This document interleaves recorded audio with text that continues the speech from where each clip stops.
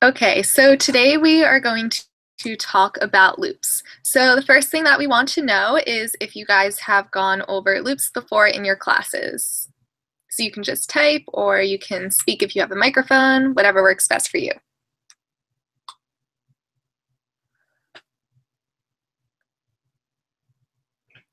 Okay, cool. So on the AP test, the types of loops that are tested are while loops and for loops. So that is what we are going to go over today. So to get started, just a basic definition of what a loop is. It is basically just a way in programming to repeat one or more statements over and over again. So one or more times.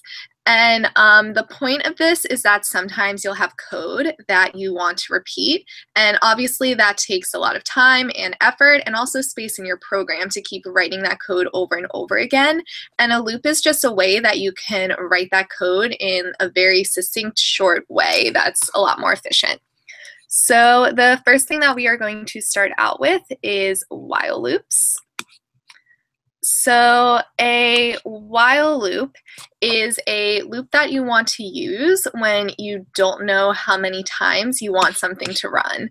So I have a little picture of the structure of a while loop that I want to show you guys. So I'm going to share my screen.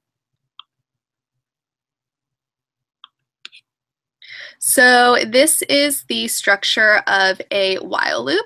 So basically what happens is you have a condition, and when this condition is true, you are going to go into the body of the loop. And the loop is going to execute as long as that condition is true. And then finally, when that condition is no longer true, you are going to keep on regular execution of the code. Does that picture make sense to you guys?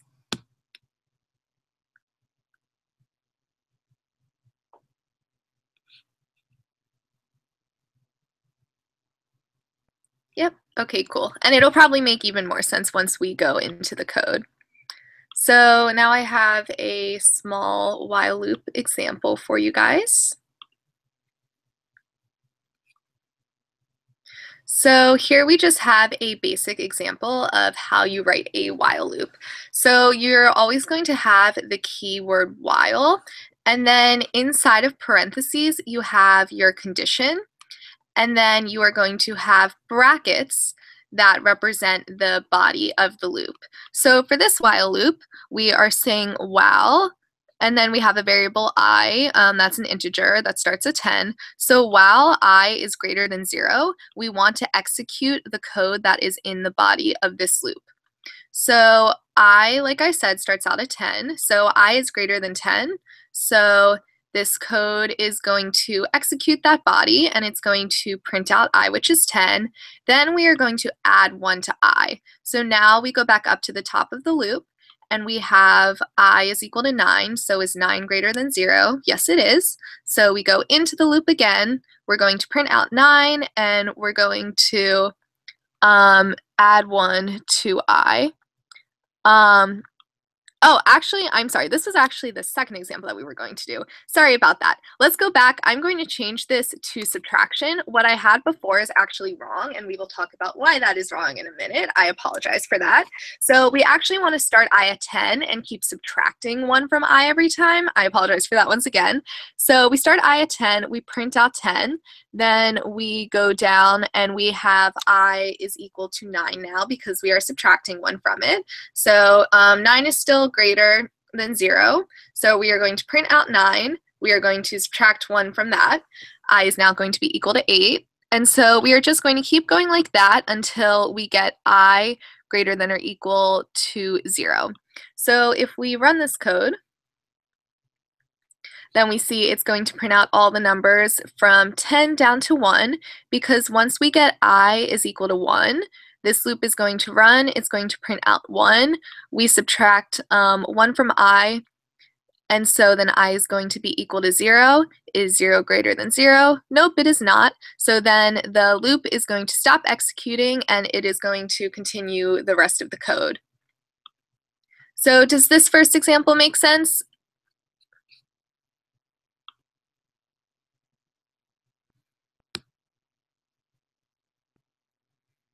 Okay, cool. So now we are going to go into what I had before was wrong. That was code from the last webinar that I forgot to change back. So one issue that you can have with loops is something called an infinite loop. And an infinite loop is basically when the condition that you have is always true. And since it's always true, the loop is never going to end. It is going to keep running on and on forever, hence why it is called an infinite loop. So I have an example down below this one, just a very basic infinite loop. So if we change this to true, so obviously I just have true in the condition. So it's always going to be true. So this line of code is going to just keep running over and over again. If we run it, you can see that it's just going to keep going on and on forever. So if I stop that, but then if I was to change this to false and then run it, then we can see that it's actually going to give me an error, because if this condition is false, this code is never going to run. So, and since this is the only code that I have in this program, Java just automatically recognizes that, well, if this code isn't going to run, then there is nothing here that I am going to do. So it just automatically is telling me that this is incorrect because it is never going to execute. So that's just a very basic example of an infinite loop, but it's very easy to do something in your own code that makes a loop run infinitely, like what I just did when I was showing you guys the first example. So if I had accidentally said that I should add 1 to I every single time instead of subtract 1 from I every single time, then since I starts at 10, if I'm adding 1 to I every single time, it is always going to be greater than 0, and so this condition is always going to be true. So if we run this again, it is just going to keep printing out numbers one on top of the other because I is always going to be greater than 0, and so it's always going to keep printing out I. Does that make sense to everyone?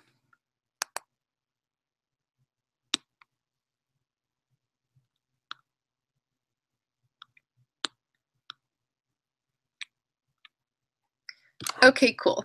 So that was just a very basic rundown of while loops. I'm guessing that you guys, you said that you've done loops before in class, so I'm guessing that you've gone over while loops. So now Seven is going to take us through some practice questions that are a little bit trickier to test your understanding.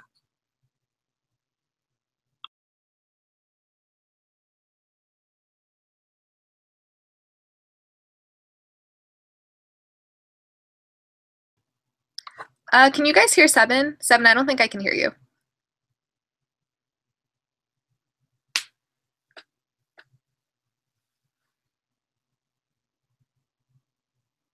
I still can't hear you. Hmm.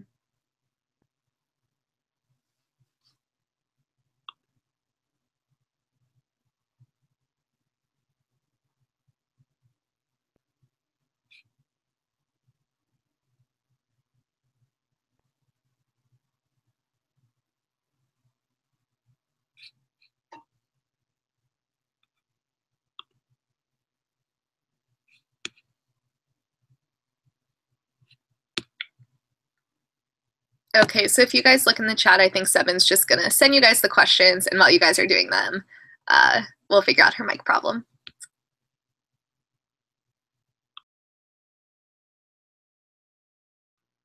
Can you guys hear me now? Yeah, I can hear you. You can hear me? Yeah. All right, okay.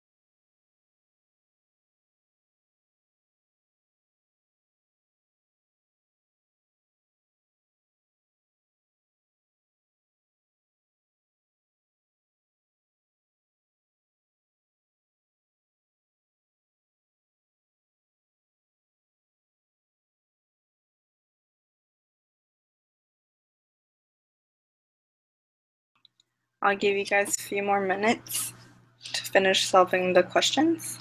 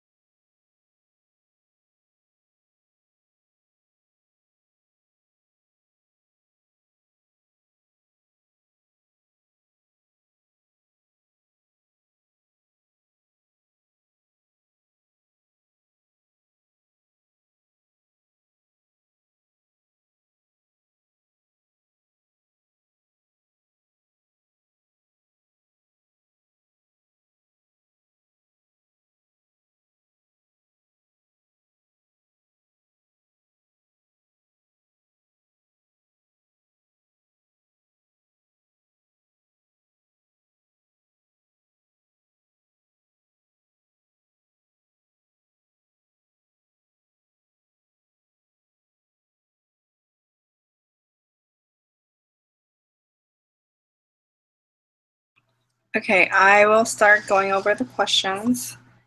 So for the first question, you just have to write while loops that will print the given output.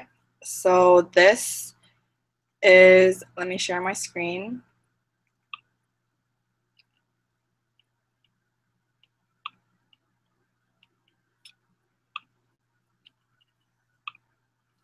Okay, so this is the code that I came up with, and I'll go through the code with you guys. So first we set integer I to 1.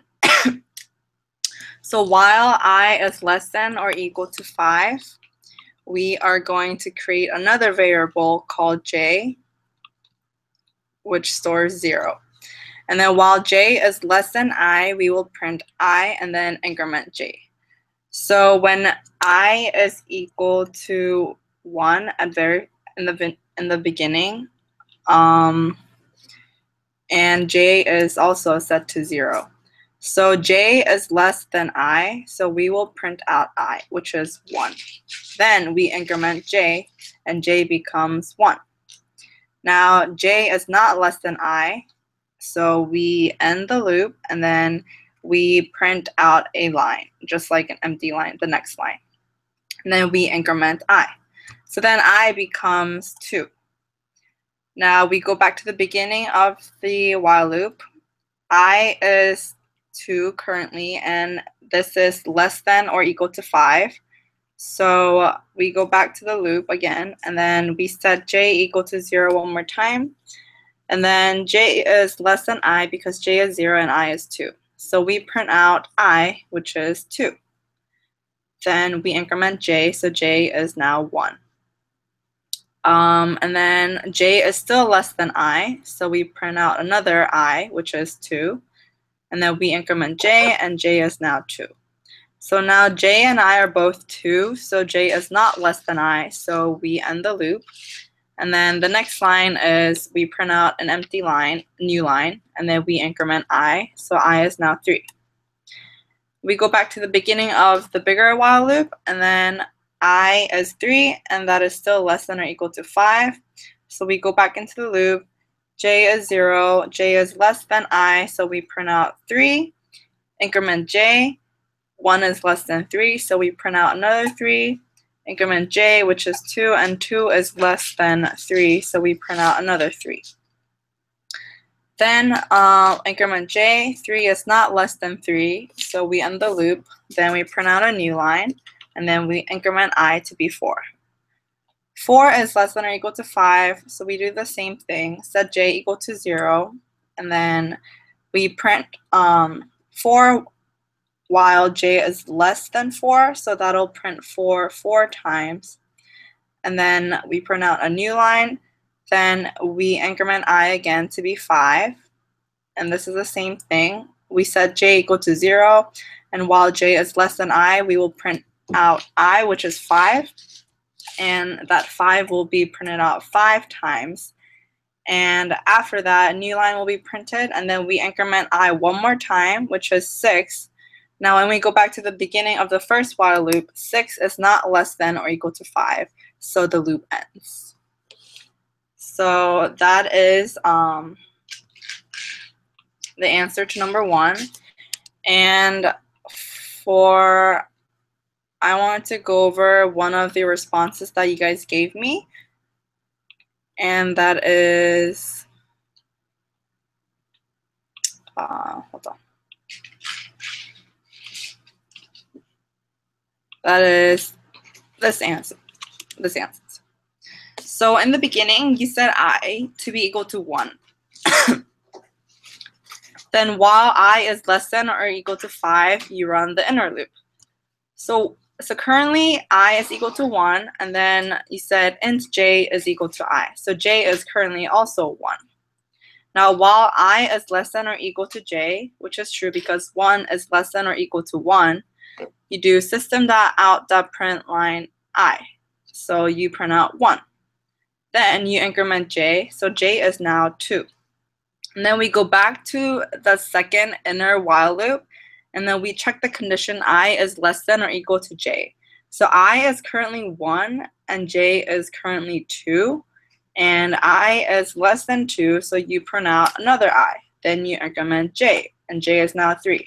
Now this one, the second inner while loop, is gonna be an infinite loop because because I is always gonna be less than j. So this one just prints out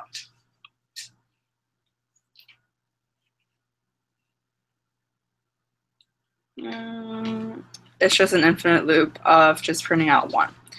That's why this would not be the correct answer.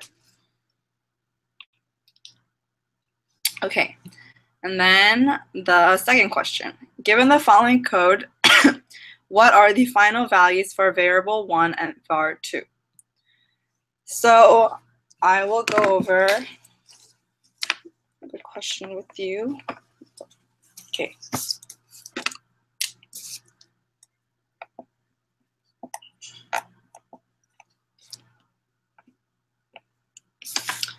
So currently you have var1 equals 0 and var2 equals 2. So we check the first condition, and it says while var2 doesn't equal to 0. And currently var2 is 2, so that one is true. So we don't even have to check the second condition. This is short-circuiting. So we go into the while loop, and then we set variable 1 equal to var1 plus 1, which is 1. And then we set var2 equals to var2 minus 1. So that is now 1. So now you have var1 equals 1 and var2 equals 1. Then you check the while loop again. We look at the first condition. var2 does not equal to 0. Oh, yeah, so while var2 doesn't equal to 0, which is true, so we don't have to check the second condition. So we go into the while loop, and then we change the first one. var1 equals to var1 plus 1, so that becomes 2. And then var2 equals var2 minus 1, which is 0. So now you have 2 and 0 for var1 and var2. Now we check the while loop one more time. We check the conditions. We look at the first one, and it says while var2 doesn't equal to 0. But now your var2 does equal to 0, so the first condition is false. But because this is an OR condition, you check the second one, And that one says var1 divided by var2 is greater than or equal to 0. So if you do var1 divided by var2, you actually get dividing by 0 error. So the answer to this question is actually you don't really have any values for var1 and var2 because Java will just give you an exception because you are dividing by 0. Do you guys have any questions up to this point?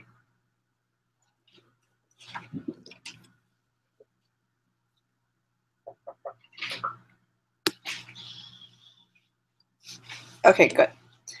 I will go over the last question. And so in this question, we set integer x equals to 3, and then we run the while loop.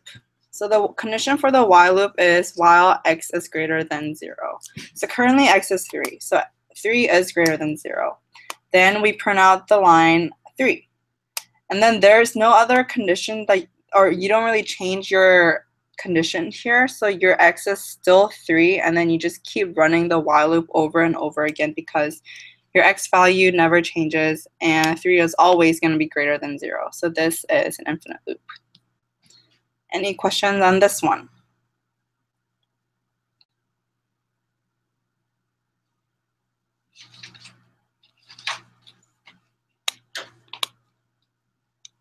Okay, then I will give it back to Hannah. She'll go over the for loop with you guys. Okay, so now we are going to go over for loops, and then after that we are going to go through tracing loops. So a for loop is different from a while loop in its structure and also in where you want to use it. So like I said, you want to use while loops when you don't know how many times you want something to run, but for loops are structured so that you want to use them when you do know how many times you want something to run. So I'm going to show you guys a picture of the structure of a for loop now so you can see how that's different from a while loop. So this is the structure of a for loop. So how it is different from a while loop is when you go into your conditional for a for loop, you actually start by initializing it. So you already sort of know what your condition is starting at and what you want it to go to. So once you have that initialization and you check the condition, if it is true, then you go into the body of the loop. And then once you execute that loop body, you change the condition. And then you go back up and check whether or not it's still true. If it is, then you go back into the loop and you do that over again. But if it's not true, then you stop the loop and you continue with normal program execution. So I'm going to show you a basic example of a for loop so you can see a little bit clearer what this looks like in actual code.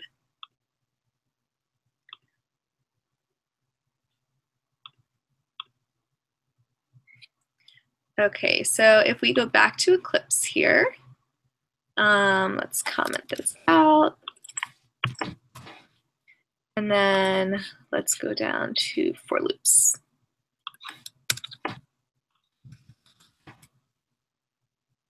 Okay, so a for loop, basically you start with the keyword for, and then inside of the parentheses, you are going to initialize your counter. Then you are going to have a condition of basically when this counter follows a certain condition, you are going to execute this code. If the counter no longer follows that condition, then you stop doing the loop. And then you have this last part here where you update the counter.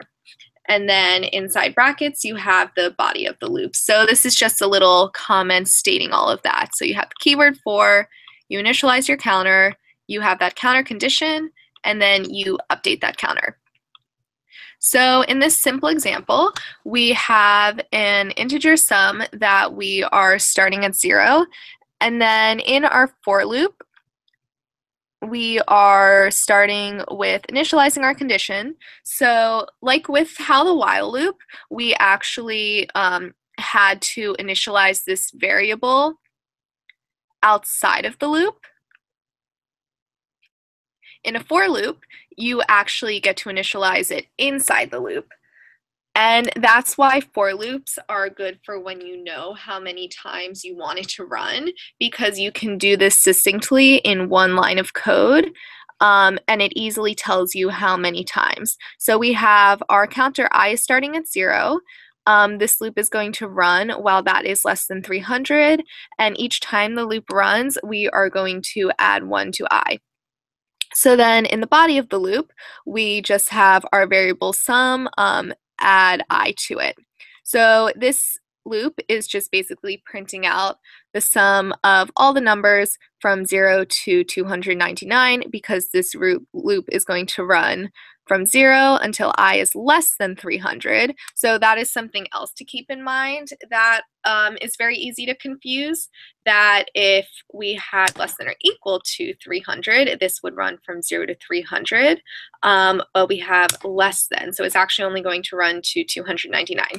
So if we run this code, we see that it's going to print out the sum of all those numbers, and then we could also print out the sum inside of the loop. And so here you can see now what sum is each time this loop runs. So that is a basic for loop. I went into a little bit why for loops and while loops are different, but I'm just going to show you guys one more example so you can see that a little bit clearer. Because basically a for loop and a while loop, you can technically do the same things with both of them. It's just that sometimes one is more efficient to use than the other. So here's an example of that. These two pieces of code right here do the exact same thing. They print out the numbers from 3 to 1.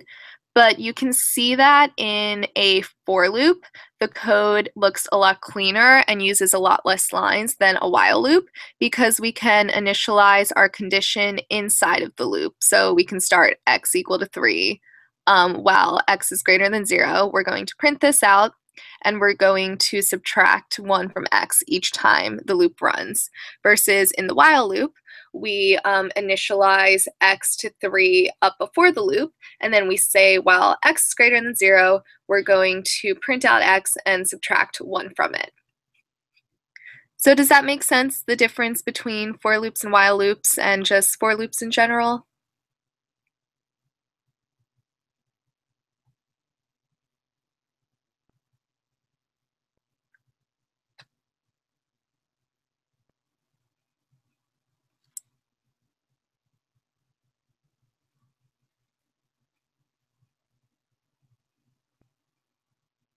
I'll wait another minute in case anybody's typing out a question.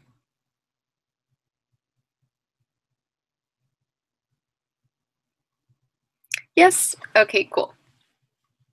So now we are going to talk about tracing loops. So basically on the AP exam, a lot of the questions that they're going to ask you about loops are going to be more complicated than the basic examples that we've showed you so far, and they're going to be using like a lot of variables that you're going to have to keep track of. So one very good way to do this is to go through the code and trace out exactly what all the variables are going to be all the time. So I'm going to show you guys a simple example of this from the ebook. Just give me a second.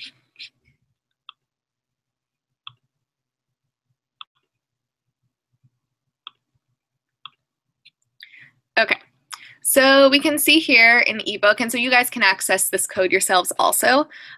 We have this small program called test, and we can see that the loop in this example is a little bit different from the ones we've dealt with so far, because the while loop conditional is based off of 2 different variables, and two different statements. So the while loop is going to run while var2 is not equal to 0 and while var1 divided by var2 is greater than or equal to 0.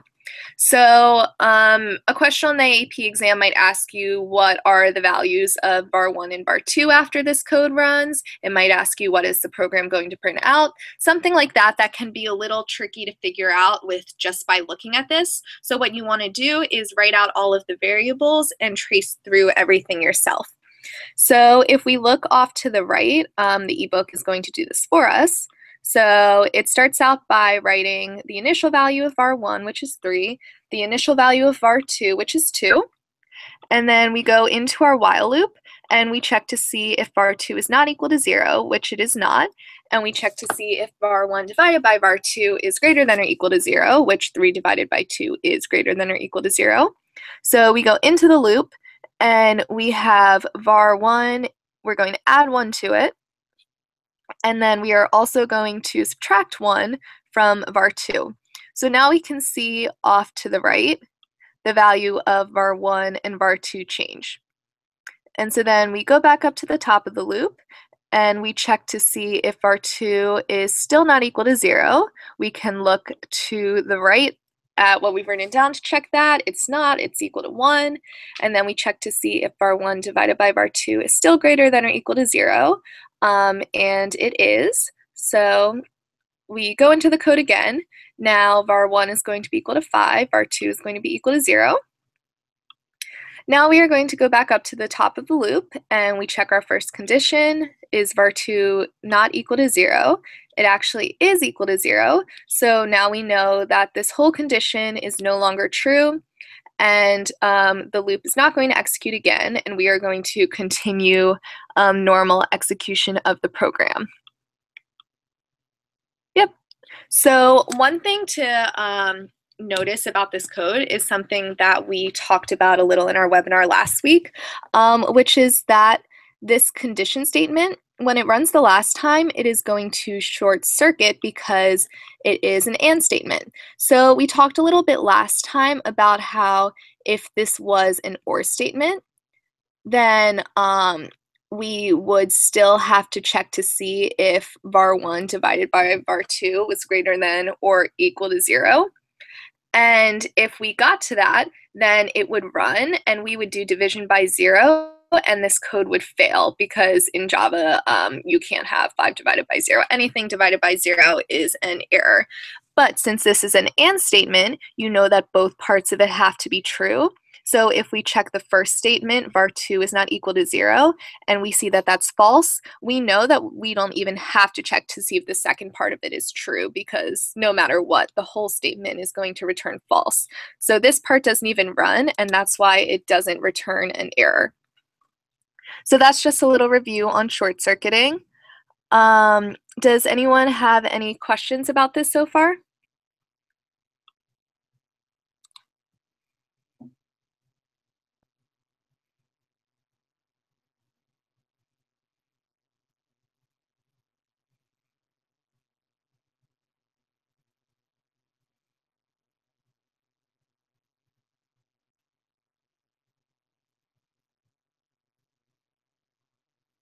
Okay, so the one other thing that I'd say for tracing is obviously since this is being done on a computer, not actually being written out, each time we are actually on the right, like updating the value of var1 and var2, but if I was doing this on the test, instead of erasing my answer of what the variables are each time and writing a new one, I would actually just cross it out, because then you can see like at each stage of the program what the variables were before. So that's just a small thing. So now we are going to talk about nested for loops. So a nested for loop is basically just when you have a loop inside of another loop, or well, in this case, a for loop inside of another for loop. You could also have a while loop inside of a while loop. You could have a for loop inside of a while loop. It doesn't really matter. It's just whenever you have one loop inside of another. But to show you guys this, I am going to show you a nested for loop because those are the most common. So we are just going to look at the ebook for this.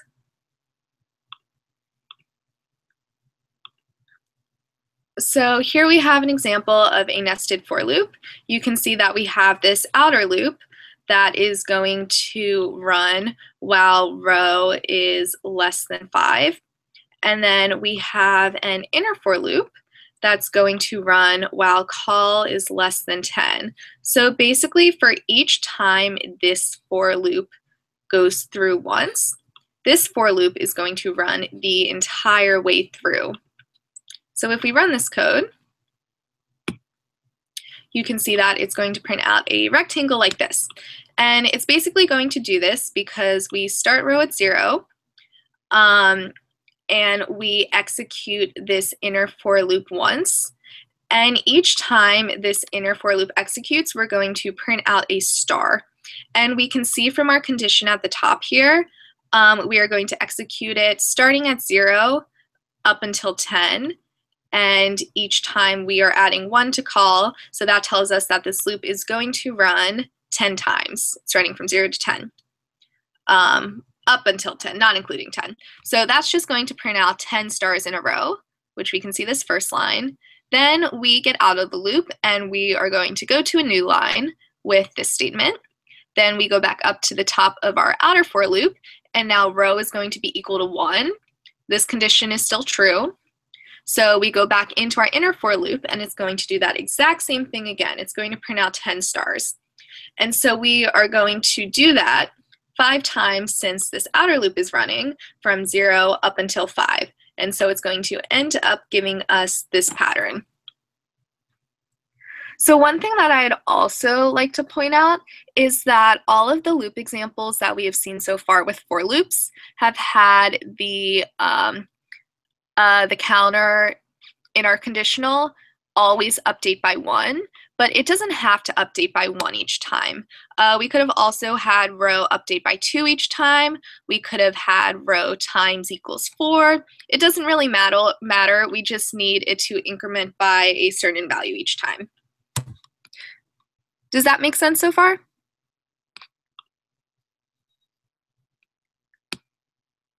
Yes? Trying to think if there's anything else I want to say about nested for loops. I think that's pretty much it. Have you guys went over nested for loops in class already?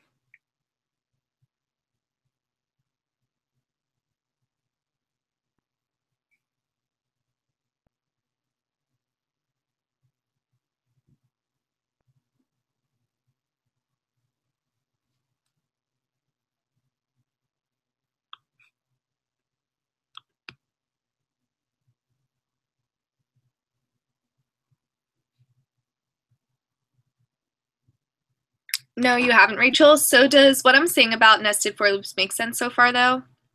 Because that is a pretty big topic on the AAP test. Okay, cool. So, oh, just one more thing I want to point out about how many times a nested for loop is going to run.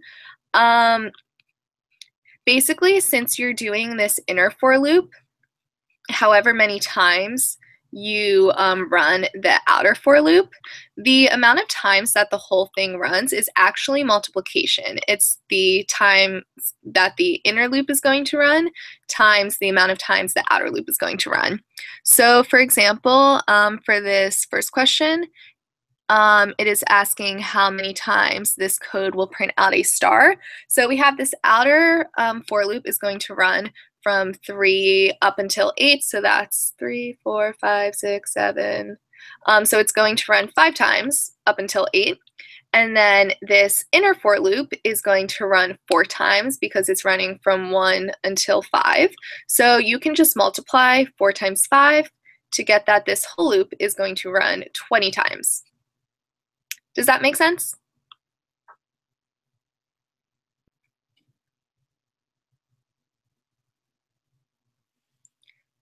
Okay, so now 7 is going to take us through some practice questions on for loops. Okay, so I sent you guys the link to the for loop practice questions, so you guys can just complete those.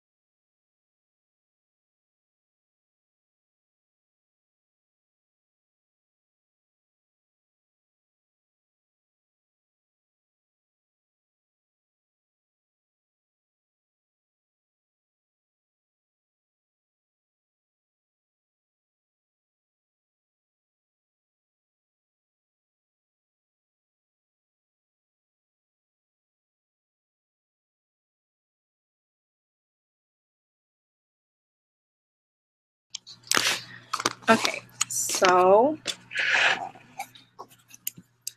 number 1.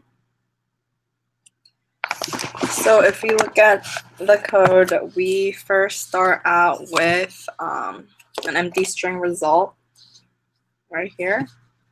And then we set position int pos equal to 0. And then we run this while the position is less than or equal to 9. Or the message.length, so the length of the string is 9. So we run this from 0 to 9. So first, when int is, or when the position is 0, what you do is you add to the result the substring of position 0 to 1 of the string. So the substring of position 0 to 1 is just W. So what you do is you go to the result and then you do the previous result plus the substring. So the previous result is an empty string, so what you do is you just add empty string and W and you just get W. Next, then we increase the position by 1, so this becomes 1. Then we want to substring position 1 to 2, so that is A. Then we add that to our result. Then we change our position to 2. We substring from position 2 to 3, so that is T. You add it to T here, and then you increase the position to 3. Do the same thing. C. Increase the position. Then the substring of 4 to 5 is H. You increase the position again. Sorry. And then substring of 5 is just space, and that is still a string, so you include that in your result. So that is an empty space right here. And then you increase your position, becomes 6. Substring of 6 to 7 is O. That becomes 7. Substring of 7 to 8 is U. And then you get that to 8. Sorry, this isn't working. And then you get your last letter, T. Now the loop doesn't end here because the condition actually goes from position equals to 0 to position is less than or equal to the message.length. So the length of this message is 9. So your position will actually go until 9. So when position equals to 9, you try to substring from 9 to 9 plus 1 from this message, but there are no more strings to substring. So this actually gives you back an error because this is an index out of bounds exception because there's nothing to substring from this message. But if you change your code to go from the message.length minus 1, or if you change it to go to position is less than message.length, then you would be able to just get the entire string out. So you're basically, what you're doing in this loop is you're just taking out one character by one from the string and then just adding it to result and just printing that out. And then the second code, this is also easy if you just write out all your variables. So first, second mark.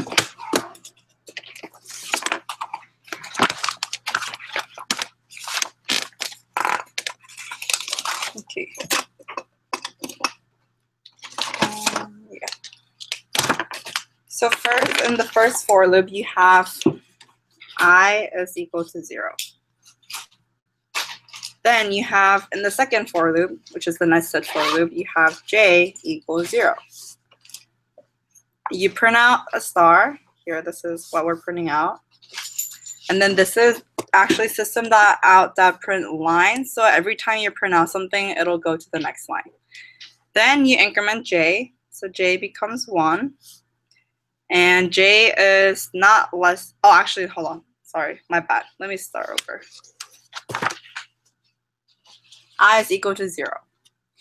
Then j is equal to 0. Now, the second for loop runs until j is less than I, and in this case, j is actually not less than I because they're equal, so this doesn't print out anything.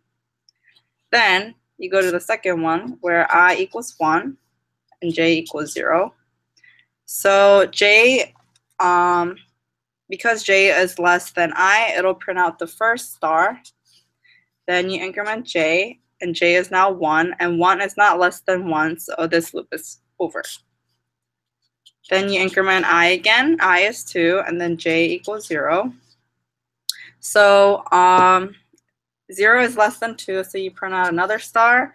Then this increments to 1, and then you print out another star, and then this increments to 2. Now 2 is not less than 2, so your for loop is over. Then you increment I, so I is now 3, and j is 0. Oh, so 0 is less than 3, so you print out a star, then 1, print out a star, then 2, print out a star, and then j becomes 3, and 3 is not less than 3, so your for loop is over. And then you go to I equals 4, same thing, j equals 0, print out a star, j equals 1, print out a star, j equals 2, star, 3, star, and then 4. 4 is not less than 4, so your second inner for loop stops. And then if you look at your first for loop, the very first statement, I goes from 0 to I is less than 5. So now I is at 4, and 4 is less than 5, and if you increment I one more time, you'll be at I equals 5, and that is end of the loop. So basically, your star will be in a line, and there will be 1, 2, 3, 4, 5, 6, 7, 8, 9, 10. 10 stars. Do you guys have any questions about any of these questions or the answers?